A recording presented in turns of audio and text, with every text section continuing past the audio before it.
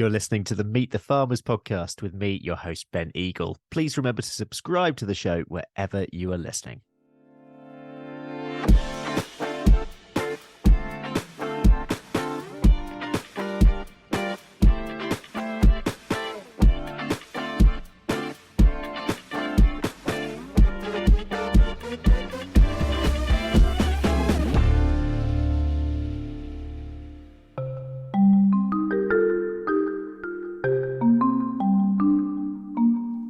In 1924, Austrian philosopher and esotericist Rudolf Steiner delivered a series of groundbreaking lectures to a group of farmers in Kobowitz, now in modern-day Poland. His lectures, known as the Agriculture Course, laid the foundations of biodynamic farming, a system of agriculture that aimed to synthesize practical farming techniques with science and spirituality. I'm Ben Eagle. I'm a podcast producer focused on farming and rural affairs, and as Biodynamics celebrates its 100th anniversary this year, I set out to learn more about this little profiled area of agricultural practice. This is 100 years of biodynamic farming. Episode 1: Biodynamic Roots, a Century of Growth. In today's episode, we'll explain what biodynamic agriculture is and delve into the history of the movement, exploring how it began, the philosophies and people behind it, and how it came to Britain. We'll hear from key voices in biodynamic farming circles, including Bernard Jarman, who has written extensively about the history of biodynamics. So what is biodynamic farming? Back in July, I travelled to Hawkwood College in Gloucestershire to speak to Gabriel Kaye, Executive Director of the Biodynamic Association. This is her definition of biodynamic agriculture. Biodynamic agriculture is an approach to agriculture that really respects everything from the mineral, the soil, the life in the soil, the plants, the animals, and the human interventions in working with nature. It's about respect. It's an organic approach, so no chemicals, no synthetic materials, respecting the plant's ability to be healthy in itself when given the right context. How do we give the right context? Well, we were given indications 100 years ago about making preparations for the health of the soil, the health of the plants, the health of the environment. And more on those preparations later. For now, let's focus on the origins of the biodynamic principles which were established by Rudolf Steiner in his agriculture lectures in the 1920s. Bernard Jarman, author of The Biodynamic Movement in Britain, A History of the First 100 Years, explains the context of the lectures. There was a group of farmers, I believe they were in that part of what was then Eastern Germany, now Poland, Silesia, who were really interested in finding a way of improving agriculture because they'd all experienced how food quality was declining and the vitality of crops was declining. So, for instance, they were, in the earlier days, they'd been able to grow crops of lucerne that lasted 5 years. And now they could do it for 2 years only or something like that. But it was right across the board. They experienced this decline in vitality. And they wanted to know, what can we do about it? So that was kind of the thought which really lay behind it. So they asked Steiner, and he didn't have time. And then the little anecdote goes that the Count sent his son to go and sit on the doorstep until he'd got a commitment to come to give a course of lectures. Okay. So that was kind of what really pushed it. And then the place where it took place was this estate in Kobowitz, which was owned by Count Kaiserling, who had a huge amount of land. He was a big landowner in those days. The interesting thing is also that in that part of Germany, or Silesia, it was a very intensive agriculture area. And in a way, that's where they were pioneering the new intensive agriculture and introducing chemical farming. That was happening right there. So in a strange sort of way, the birth of biodynamic agriculture took place right next door to where chemical agriculture was being pioneered.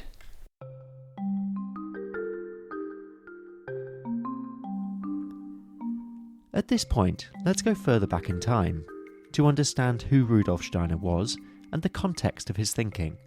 Born and raised in Austria, Steiner became a student of the works of Johann Wolfgang von Goethe, perhaps the most influential writer in the German language.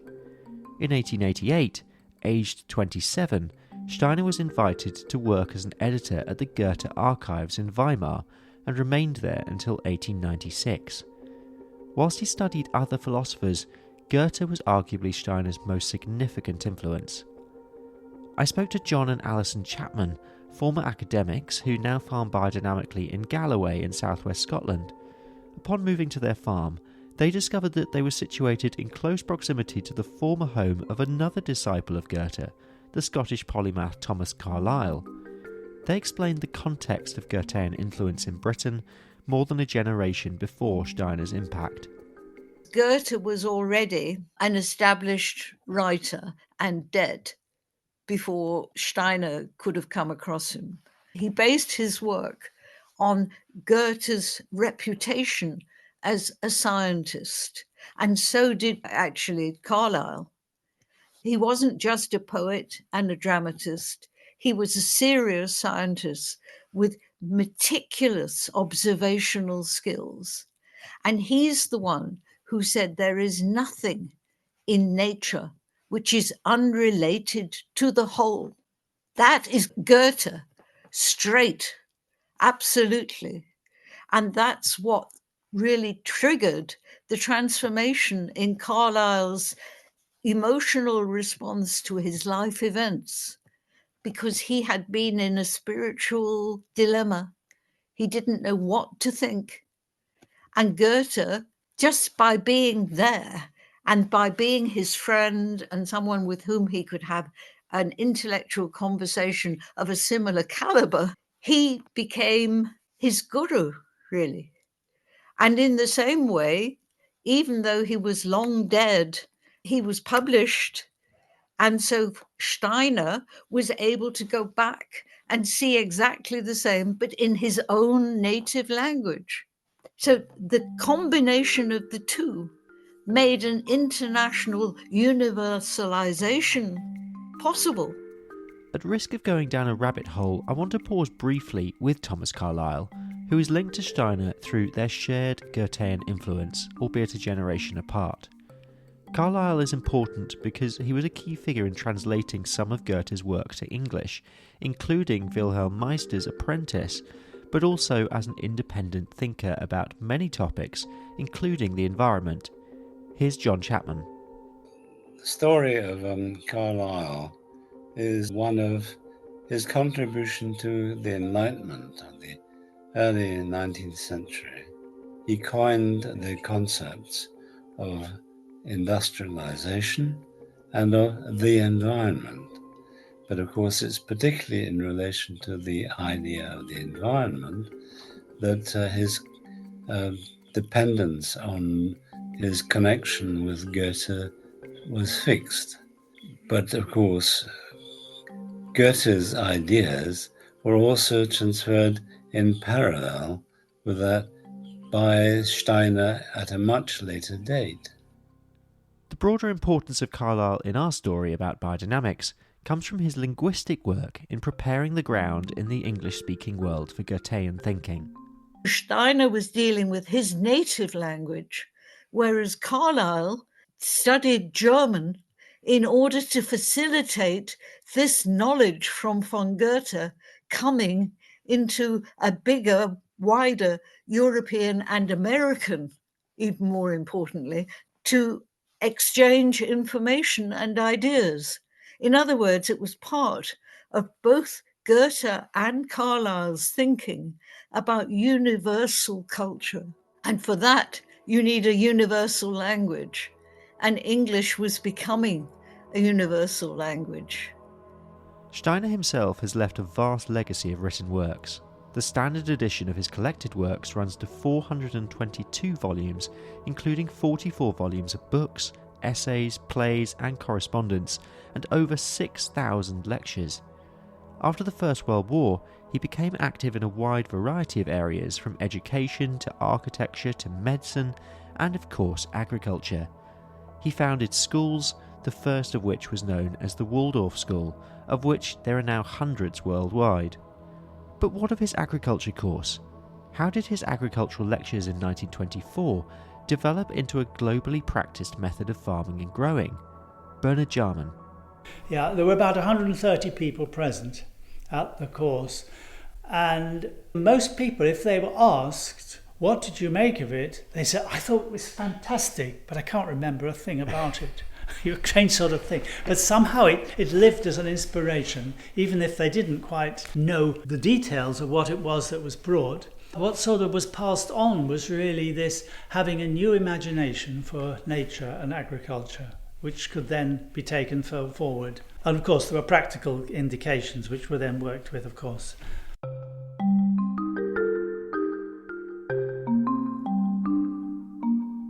At this point, you may be wondering what biodynamic farming involves on a practical basis, especially the preparations that Steiner refers to in his lectures, perhaps the best known aspect of biodynamic methods. These preparations are added to compost and are a key component of what makes a farm biodynamic today. Gabriel Kaye, Executive Director of the Biodynamic Association, introduces the preparations. Winter soil one, which is made from cow manure with a horn. That is a really important scientific interaction. It's not random. We've only discovered that in the last 10 years because science has become subtle enough to show what's going on. But that maturation of a form of compost from the manure in the horn is absolute magic. The science shows it's magic. So that what comes out is a perfect soil activator, activating good bacteria and good fungi. So that's one of the field sprays or garden sprays. And the other one is made from silica that has also been matured in a horn buried in the ground, but at a different time in a different way. And that is therefore an affined form of silica. It's very, very fine, and it goes through a further transformation of refinement when it's in the horn. And that really helps each plant to find its own shape through working with the mineral world. And we are increasingly discovering that our food and our plants and nature are getting deprived of minerals. And this silica preparation really activates that mineral possibility for the plants. So it's something also really incredible. How did Steiner know that that was what was needed? And the other preparations are made from medicinal plants such as the dandelion, chamomile, yarrow flowers, valerian flowers, and also then bark from the outside of the oak tree. So you take just a little bit of the surface bark, you don't damage it. Nettle, the whole plant is buried in the ground, and it again forms a form of super compost. So these preparations then work within a compost heap in the same way as you make an organic compost heap. You use plants, you use manure, whatever you can find in the way of organic materials, and then with the biodynamic method you put these preparations into that heap, and that helps stabilize the process of composting. In the years following Steiner's lectures, his ideas took root in various parts of Europe, including Britain. Daniel Dunlop was particularly important in the fostering of Steiner's ideas in Britain, as Bernard Jarman outlines. How it came to Britain was then that the scientific advisor to the Count who'd organised it was invited to come to Britain by Daniel Dunlop, who was at the time, well, he was very involved with the anthroposophical movement, but he was the one who actually was running this power conference. He was an engineer and worked with the whole electrical industry and developed these power conferences, which carried on then ever since, in a way. Even after his death, they continue, but in a slightly different way even today. But at that time, that was something which he was really carrying. And out of that, really, he had this experience of arranging big events. So he arranged a big conference in London in 1928. This was to actually a conference all about spiritual science and the work which Steiner introduced. So for that, he invited representatives from all the different fields of work that had been started and developed, amongst which was, of course, the new form of agriculture, which didn't have a name at that point, but it was just this new agriculture that had been launched in Kobovitz. And for this, he invited the scientific advisor of the organizer, who was Count Kaiserling, to come to England. He wanted the Count to come himself, but he wasn't able to, so he sent his scientific advisor. And of course, having come to Britain, he was immediately taken on, and he's stayed ever since, as these things sort of happened. So that was like the beginning, and then they decided that the work in this country should really have a form. So the research circle, or the experimental circle, which had been founded during the conference in Kobovitz, was founded in England as an English section of it, so that the experimental circle, bringing together people interested in developing this work, could come together and work on it. So this was the experimental circle of the English-speaking world. And that's still going today. By the 1930s, several farmers in the UK had begun experimenting with biodynamic techniques, but it wasn't until after the Second World War that the movement really gained traction. Well, that came about through this conference I mentioned with Carl Meyer, who came from Kobovitz. He became the first advisor to farmers, and then more growers and farmers slowly started taking up the work. There was, of course, Maurice Wood was the first one, and his example showed what could be done as well. And of course, the agriculture course was then translated into English, and that was then an important moment as well, so that other people could then actually see what was said directly. And that took place in the early 30s. As the movement grew, the formation of organisations and groups like the Anthroposophical Agriculture Foundation, founded in November 1928, the British Experimental Circle, and the Biodynamic Association became central to spreading and establishing Steiner's principles. The Biodynamic Association has played a key role in promoting and developing biodynamic farming in Britain. The Biodynamic Association was basically started in 1928 as an impulse to bring biodynamic agriculture, which had only just started 4 years previously in Germany, to the UK, to give it a centre, to give it a grounding, to give it a contact point. So that was called the Anthroposophical Agricultural Foundation at that time, and that continued till 1951-52. And also a Biodynamic Association was started in 1934, and the two came together after the war, and that's where the Biodynamic Agricultural Association, which is our official name, was born out of these two coming together. And it's not that biodynamics was that different, it's just they had different approaches, and they did work actually to some extent together. Many of them using the same consultants and lecturers and researchers. So it was then brought together as one organisation after the Second World War. The association not only helps certify farms, but also offers training, resources and advocacy for the biodynamic movement. It's a big task because most of the farmers and market gardeners' vineyards in the UK sell direct or really short chain locally, and for the produce and for the consumers that is the best way. But it does mean that it's less visible because you don't see Demeter produce so much. There are some online supermarkets that have biodynamic produce as part of their choices. Also, some of the produce that goes out by Riverford or Abel & Cole, again, is Demeter certified. So there is a bit of visibility, but that's the online ordering side of things. If you go into your local supermarket, it's very unlikely that you will find Demeter produce. And if you go into the health food shop, there will be some, but not a large amount, because of selling directly to the local population is the best for the freshness of the produce. And that's what we're about mainly in the UK. While I was visiting Hawkwood College, I met Berni Courts, a senior researcher with Ruskin Mill Trust, an educational charity that utilises practical land and craft activities to support the development of work and life skills in young people with autism and other learning difficulties. Berni has experience across education and practical growing. Speaking with him made it clear to me that biodynamic agriculture cannot be removed from the wider context of Steiner's philosophy of anthroposophy. We're not just talking about food production here, but a whole way of living and seeing the world and other people. Berni told me of the importance of providing places where people of all abilities can learn by doing, and described an experience and realisation he had when working in a previous role. So in a way, I'd done a kind of organic apprenticeship, and then I went off to work under the tutorage of somebody who was a trained biodynamic farmer.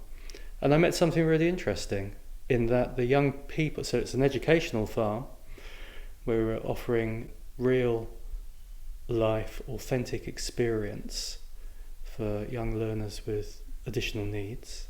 And I met something there which was extraordinary in that these young people who largely had been told they can't found out that they could. And what I mean by that was the seasonal nature of the agriculture that we were doing there, and working with nature's rhythms and working with biodynamic principles of trying to create a farm as an organism, trying to create an individuality. So these are the kind of biodynamic principles, that there was something in those young people that those principles role modelled something to them. So the attempt to create something which every organ had a relationship with every other organ on the farm. So they could see themselves as whole, and they could see the farm as whole, and they could also see that this individuality that belonged to a place was also kind of replicated in their own being as well. So from being told that you're not or you can't, they could then see that you can and you are, and that's a very, very different set of circumstances to walk into educationally. So what we've done at Ruskin Mill Trust over 30 years, we've taken the principles and the practices of biodynamic agriculture, and we've used them as an educational background or an educational process. And so when you walk into a Ruskin Mill farm or garden, you meet biodynamics, but not kind of worn on the sleeve, but in practice. And so what's very interesting is when the public walk through and you're a farmer there, they'll quite often stop and go, "Oh, this is different, what's going on here?" And you say, "Well, this is a biodynamic farm, you know." And then sometimes they go, "What does that mean?" And then you have to choose what level you have your conversation, because you don't want to meet people with, what's considered to be really out there esotericism. You want to meet people in a conversation where you can say, well, we work with the rhythms of nature, and we understand that there's a living soil organism, and that plants can regenerate the soil, and that we want to produce healthy food, and actually we want to create environments that are not just interesting for people, but the environment that's actually interested in people as well. This philosophy is also clear in the Camp Hill movement. Camp Hill began in Scotland in 1939, inspired by Steiner's thinking around education and social life. Camp Hill communities are designed to offer people with learning difficulties a place to live, work and connect with nature. I spoke to Catherine Powell, who worked for many years in the dairy at Loch Arthur, a working community near Dumfries in southwest Scotland. Catherine worked alongside many people with learning difficulties and told me how the community works. The community works on the basis that everyone has a skill, and it's a question of finding the job that suits them, and work is very much integral to the community's life. So is socialising and partying, I have to say, and caling and all these things, but giving people a purpose and a sense of pride in what they do. I can remember being visited by somebody who was almost smirking at our sort of disjointed production. What they couldn't see was that what we were doing was we are making jobs along the production for the people so that they get a sense of achievement from it. And for example, by the time we reached the yoghurt stage and we poured all the yoghurt into pots and got it in the incubator, there would be how many litres of yoghurt have we made today? And that would go back to the houses as a report from the people that were working in the creamery. It was a great sense of achievement. This is about us showing the world what can be achieved by these people who are often sidelined. And that's what I feel about the community. It was attention to the small thing. And that's, I think, where biodynamics comes in. But everything is You go into I don't know if you've visited Loch Arthur, you go into their houses. Their houses are warm, welcoming, homely places. Yeah, for They're sure. people's homes. And that has always been the way. And since I've been connected with the community, shall we say, my generation of people who live in the community have retired, and there are younger couples coming in to run houses now. Loch Arthur have a lot of employees now, but they do have still what they call career volunteers, who are mainly couples with families who run houses. In the next episode, we'll return to Loch Arthur, as well as meeting some biodynamic farmers from other farms to look ahead to the future of the movement. But what are the legacy of Steiner's work? His lectures on agriculture were given near to the end of his life, as he died in March 1925. He didn't therefore live long enough to experience the practical side of his theory of agriculture. Nevertheless, his ideas developed and biodynamics is now practiced in 55 countries around the world. This said, what relevance do the lectures themselves have today? Here's Berni Jarman. The lectures are basically the source and the root of it, and I think they will always be very much at the heart of the development. And you can always read them and find something new or interpret them in your own way, but the spirit of them behind there still remains. And I think it's got a lot to do with an imagination of nature. You know, you can't sort of pin it down and say, well, this is a scientific fact that we're building on, although of course there are facts, but it's much more an imagination of how we work. And out of that imagination, then you develop the farm or the social surroundings of the farm and then allow it to develop forward. For Gabriel Kaye at the Biodynamic Association, Steiner's lectures provide the inspiration for a biodynamic practice that has evolved since the 1920s and will continue to evolve. If we start cutting it down to a method and forget about the inspiration and the wider understanding that those lectures can engender, then we will lose the life in it. Biodynamics is something that has evolved over 100 years and will go on evolving. What it aims to do is always be providing inspiration and method for healthy agriculture, for healthy nature, and the more we learn, the more we can evolve it. So let's go on learning, let's be fit for the future. What's happening now is enabling the soil on biodynamic farms to be more like a sponge. It takes in water, it holds water, so there's less flood runoff when there's really bad storms, but there's also less drought because there's more structure and soil organic matter to hold water through a dry period. So it's a sustainable system, it's a regenerative system. It's a system where the nutrients are held carefully in the soil.